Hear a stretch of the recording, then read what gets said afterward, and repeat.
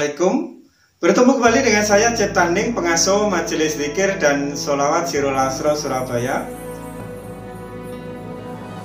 Tujuan manusia diciptakan oleh Allah itu tiada lain adalah untuk cermin daripada Allah Subhanahu wa Ta'ala. Salah satu tanda bahwa manusia adalah cermin bagi Allah adalah Allah memuji dirinya sendiri melalui lisan daripada manusia. Allah mengingat dirinya sendiri melalui pikiran manusia, dan Allah merasakan, Allah mengagungkan dirinya sendiri melalui hati dan rasa perasaan manusia itu sendiri. Selama manusia di dalam pikirannya dia selalu mengingat Allah, di dalam hatinya dia selalu menyaksikan keagungan Allah di dalam segala sesuatu, dan di dalam rasanya dia selalu merasakan kehadiran Allah yang lebih dekat daripada urat nadinya. Maka itulah pencapaian tertinggi daripada seseorang tersebut. Seseorang itu telah mencapai kesempurnaan, yaitu mencapai dan telah menemukan tujuan awal manusia itu diciptakan sebagai cerminan daripada Allah Subhanahu wa Ta'ala. Namun seberapa jauh seseorang itu bisa menemukan, dan seberapa banyak orang yang bisa menemukan hakikat dirinya bahwa dirinya adalah cermin daripada Allah, sehingga yang ada di dalam pikirannya, orientasi hidupnya, hatinya, rasa pengerasanya itu yang ada hanya Allah Subhanahu wa Ta'ala, sehingga di dalam setiap perkataannya mencerminkan ilham-ilham daripada Allah. Setiap pandangannya mencerminkan mukasyafah daripada Allah. Setiap perbuatannya mencerminkan af'al daripada Allah, sehingga manusia itu mampu menjadi manusia yang dikaruniai tajaliyah Allah, tajali sifat, tajali asma, tajali af'al, dan tajali zat begitu sempurna. Begitu juga manusia adalah cermin daripada Rasulullah SAW. Apabila di dalam hatinya selalu ada orientasi untuk mencintai Rasulullah SAW,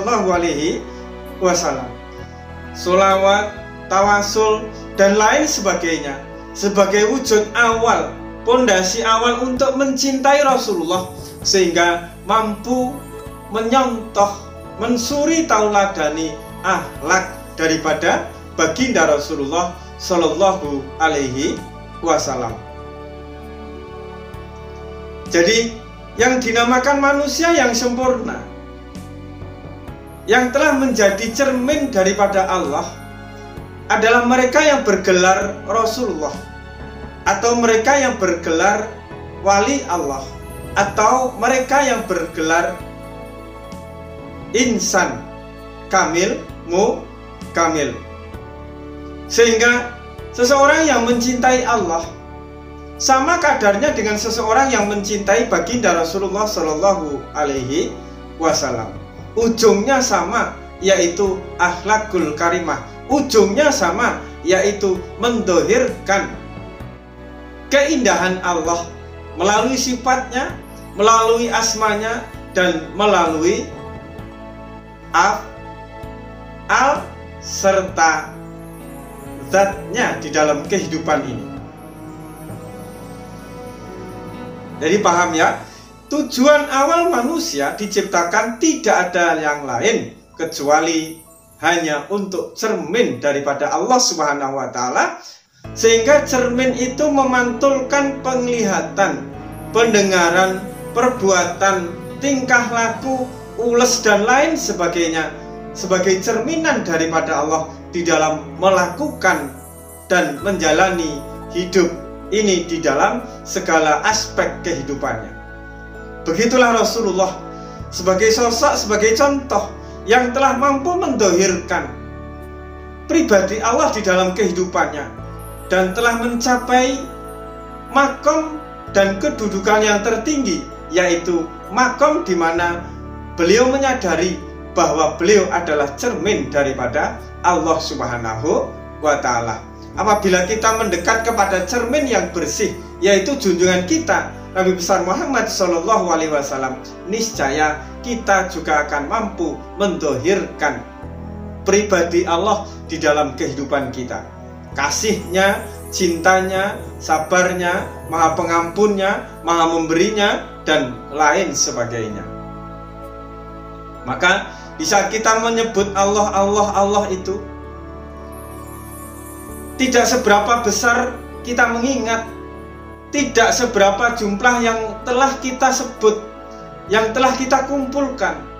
Tetapi tujuan akhir daripada zikir Allah, Allah, atau subhanallah walhamdulillah wala ilaha illallah wallahu akbar, atau zikir yang lainnya, tiada lain tujuannya kecuali membaguskan perangai kita, membersihkan hati kita, sehingga hati kita mampu melihat Allah dan diri kita bisa kembali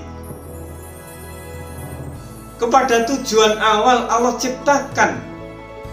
Maksud dan tujuannya tiada lain kecuali untuk menjadi cermin bagi Allah Subhanahu wa Ta'ala.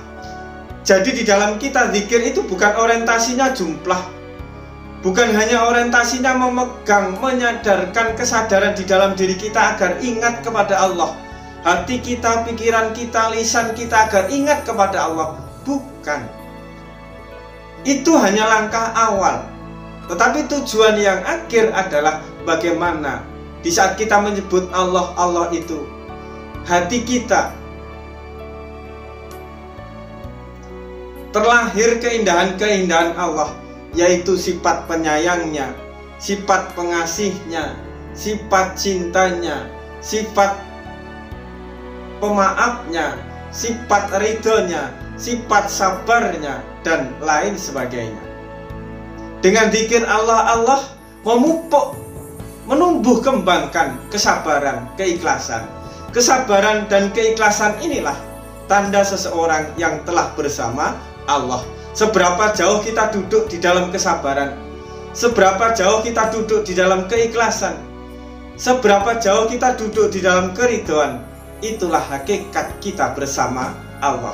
Bukan bersama di dalam sholat, bukan bersama di dalam zikir, bukan bersama di dalam melakukan segala sesuatu amal ibadah kepada Allah. Tetapi yang dinamakan bersama itu adalah hati kita selalu ada keikhlasan, selalu ada cinta kasih kepada sesamanya, dan selalu ada kata maaf, rasa maaf, memaafkan bagi siapapun yang melakukan kelalaian, kesalahan kepada diri kita. Jadi yang dinamakan bersama Allah adalah bersamanya hati kita di dalam keikhlasan, bersamanya hati kita di dalam keridhaan, bersamanya hati kita di dalam cinta kasih, bersamanya hati kita di dalam saling memaafkan. Meskipun kita sholat, meskipun kita memperbanyak zikir dan ibadah sunnah yang lainnya, namun hati kita masih ada rasa sombong, lebih baik daripada orang lain, masih menganggap kelompok kita yang terbaik, masih menganggap amal ibadah kita yang terbaik, ketahuilah bahwa amal ibadah yang kita lakukan tidak bersama Allah dan tidak mendekatkan kepada Allah. Tanda-tanda bahwa ibadah itu akan mendekatkan diri kita kepada Allah. Di saat kita melakukan ibadah, di situ ada keikhlasan, ada keridhaan. Setelah itu hati kita mulai tumbuh cinta kepada siapapun, mulai tumbuh kasih kepada siapapun, mulai tumbuh sayang kepada siapapun, mulai memaafkan, mulai tulus, mulai ridho di dalam segala sesuatu yang kita lakukan. Itulah tanda-tanda seseorang yang dekat kepada Allah. Ibadahnya semakin mendekatkan dirinya kepada Allah Subhanahu wa Ta'ala. Sedangkan ibadah yang menjauhkan dirinya kepada Allah adalah ibadah yang justru membuat dirinya sombong, justru membuat dirinya semakin merasa lebih benar daripada orang lain. Selanjutnya, apabila diri kita telah jauh kepada Allah, maka hilang itu cermin Allah di dalam diri kita. Pantulan Allah di dalam diri kita itu hilang. Pantulan Rasulullah di dalam diri kita itu hilang. Yang ada adalah pantulan daripada hewan dan pantulan daripada setan atau iblis. Wajah kita, diri kita ini menjadi cermin daripada hayawan, sehingga hanya mengumbar hawa nafsu, menuruti hawa nafsu, menuruti ego, menuruti keakuan diri kita, tanpa melihat, tanpa toleransi, tanpa mencoba untuk menerima kebenaran-kebenaran kehadiran orang lain di sekitar kita. Apabila kita sudah mulai jauh dari Allah, ibadah kita tidak mendekatkan diri kepada Allah, justru menjauhkan diri kepada Allah, maka diri kita, wajah kita akan menjadi cermin bagi setan.